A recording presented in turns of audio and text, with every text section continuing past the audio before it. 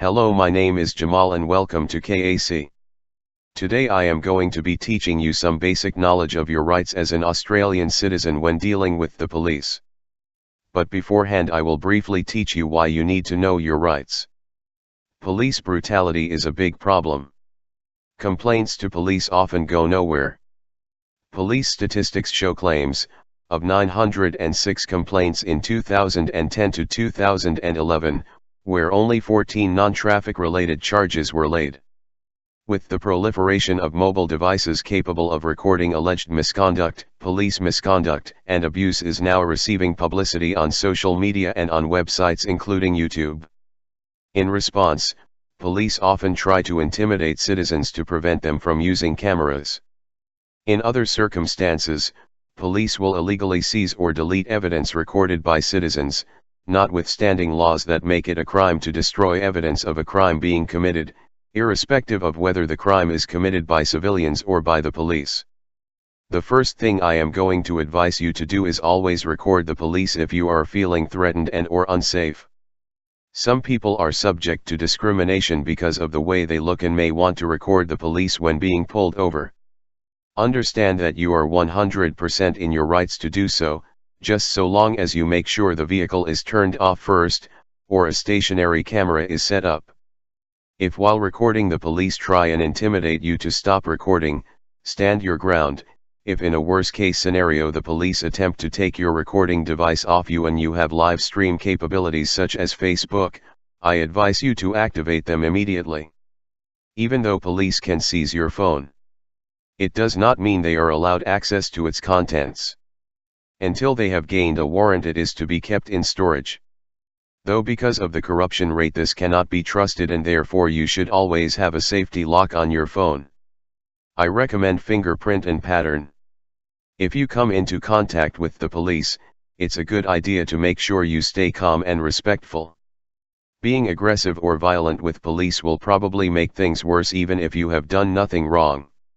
You can get into trouble just for behaving badly with the police. For example, if you swear at or even around the police, or if you try to dodge police while they are trying to arrest you, you could be charged for doing these things. If you feel like you're being treated unfairly by them, there are ways to fix this later on by getting legal help. It's a good idea to take notes of what's happened either with a pen and paper or in your phone so you can better remember these events later. The information I will now be showing you is from the Queensland Government website. For other states, just change QLD to the state you're in if you wish to double check any laws. Being stopped. Police can stop you and ask you questions at any time. However, you don't necessarily have to answer all their questions. Police may use whatever you say to decide whether to arrest or charge you. They can use what you say against you in court. You don't need to be at a police station to be interviewed, and there's no such thing as off the record. Now I am going to briefly get you up to speed with some police rights. Police have the right to ask for your name and address in many situations, including when they find you committing an offense, reasonably suspect that you have committed an offense, think you can help them investigate an indictable offense or domestic violence act, give you an order to stop making noise or being a nuisance, stop you while you are in control of a vehicle, trying to enforce another specific law, where it is reasonable in the circumstances. Although police can ask you to give your name and address, they must warn you that it's an offense to refuse to do so. If you refuse to give your name and address when police have a right to ask for it, and you have no reasonable excuse for refusing, you'll be committing an offense and could be charged. Giving a false name or someone else's name could result in more serious charges. Now to get you up to speed with your rights. You're allowed to ask the police why they want this information. The officers must give you their names, rank and station. If not in uniform, they must show you their identity cards or some other proof of identity. However, if police suspect that you've committed an offense and need to arrest you to establish your identity, they can do so without a warrant. Therefore, if police ask for your details, you should check their identity and ask why they want your details, making a note of what they say. State your name and address, as well as age if you're under 17. Try to record the names of any witnesses to the event. Politely say that you're unwilling to answer other questions. Being stopped while driving. Police can ask to see your license if they pull your car over for a legal reason, such as for a random breath alcohol or drug test, or to enforce transport or drug laws. If police stop you while driving, they may conduct a roadside alcohol breath test, i.e. random breath test, or drug saliva test, and have you go to a police station for a blood test. Apart from giving your name and address, and showing your license, you can refuse to answer other questions. Being searched. Police do not have an automatic right to search you and your personal property. They can search you or your belongings only if you agree to the search. They have a search warrant. A law specifically allows them to conduct the search. Such powers are limited and apply only in certain circumstances. Searching you, your belongings or your car. When police can search you or your belongings. Police do not have an automatic right to search you or your personal property. However, they can conduct this search, even without a warrant, if they reasonably suspect that you have the following items on you or in your car. A weapon, for example a knife, explosives, or an unlicensed gun. Illegal drugs or drug implements. Stolen or unlawfully obtained property. Graffiti instruments. Tools used for housebreaking or car stealing. Something you intend to use to harm yourself or someone else with. Evidence of certain breaches of the Liquor Act 1992, for example drinking alcohol in a public place. Some evidence of either an offense punishable by 7 years jail or willful damage. The police must protect your self-respect during the search. Police must not conduct searches in view of security cameras. If police seize any of your clothes for evidence, they must ensure that you have adequate alternative clothing. If you do not consent to be searched. If police do not have a lawful reason to search you or your bags and you haven't consented to a personal search, a court might refuse to consider evidence found in the search. If you don't consent to a search, clearly state this to police. Make a note of any witnesses to the conversation. If police ask to go through your phone or computer, you can refuse. They will then need a warrant to search this property. However, they may seize the items until then. They can also obtain court orders requiring you to give police your security passwords or codes for these devices. Police obligations during the search. While searching you, police must respect your dignity.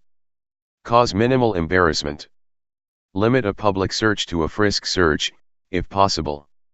Conduct more thorough searches away from public view, if possible. Have a police officer of the same sex conduct the search, unless an immediate search is required. Alternatively, a doctor may conduct the search. Police must not detain you for longer than necessary. Once they've formed a reasonable suspicion, they can search your bags, pat down, or frisk your outer clothing and feel through your clothes for concealed items. In more limited circumstances, they can conduct a strip search.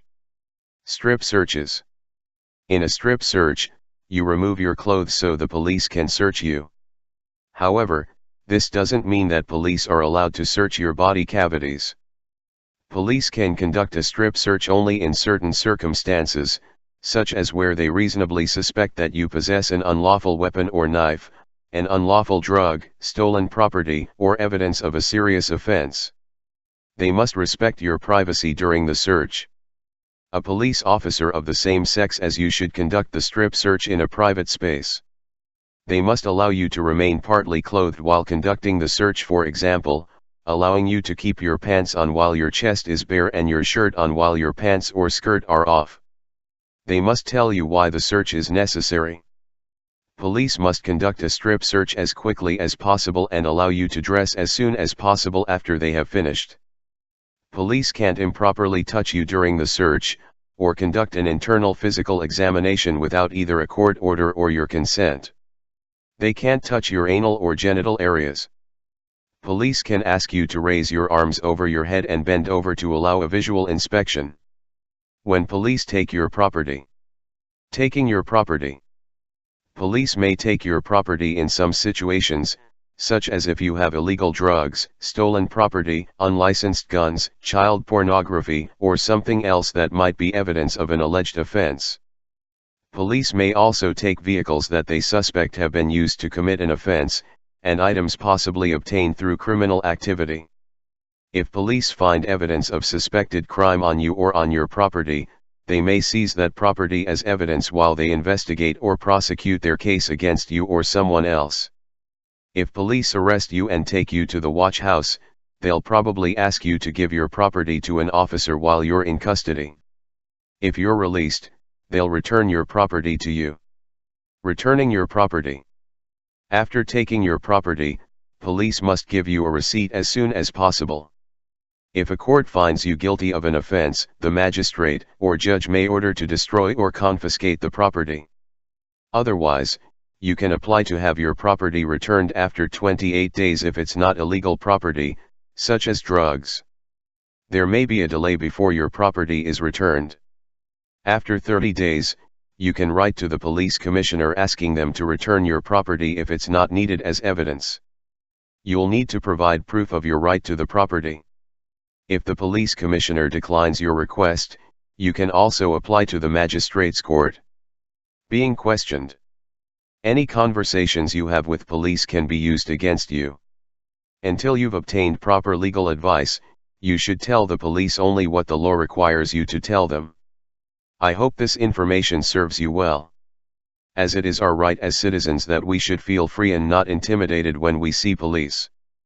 My name is Jamal and now I must go. Peace be with you.